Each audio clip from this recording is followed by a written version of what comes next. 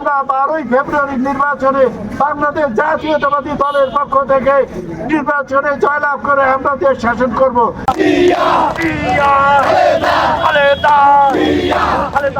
ভয় নাই, ভয় নাই গুলি করে সারা বাংলাদেশে একটি নৈরাজ্য সৃষ্টি করার পায়তারা করতেছে। আপনারা লক্ষ্য করছেন, বিভিন্ন দিন থেকে আপনারা শুনে আসছেন, সবাই জানে যে বাংলাদেশে একটি মহল কোনো অবস্থাতে এদেশে সাধারণ নির্বাচন দিতে চায় না, সাধারণ নির্বাচনের বিরোধিতা করতেছে। তারই আমরা মনে করি তাদেরই হাত আছে এখানে।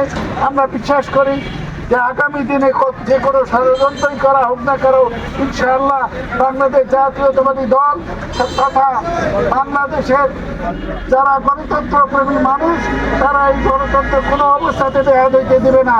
আমরা 15 বছর সংগ্রাম করে গণতন্ত্রের পথে এগিয়ে যাচ্ছি।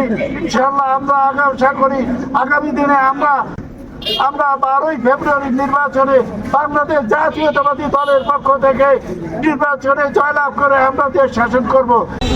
হাজিরকে অতর্কিতভাবে গুলি বর্ষণের প্রতিবাদে হাতিবান্ধা উপজেলা বিএনপি কর্তৃক আজকের এই বিক্ষোভ সমাবেশে পর এই পথসভা সভায় আমি বলতে চাই, গত 11ই ডিসেম্বর নির্বাচন কমিশন কর্তৃক নির্বাচনের তফসিল ঘোষণার পর তারপরে দিন এই নির্বাচনকে বানচাল করার ষড়যন্ত্রে একটি মহল দীর্ঘদিন থেকে পায়তারা করে আসিতেছে।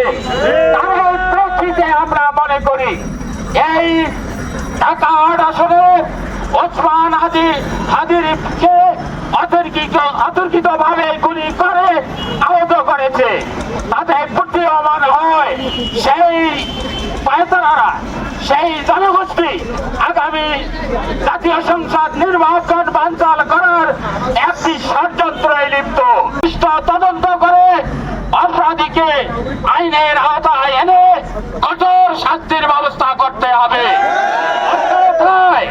বাংলাদেশ জাতীয়তাবাদী দল সকল ধর্ম বর্ণ নির্বিশেষ সকলকে নিয়ে আগামী জাতীয় সংসদ নির্বাচন যেন সুস্থ হয় সে ব্যাপারে মাঠে আছে, মাঠে থাকবে ইনশাআল্লাহ।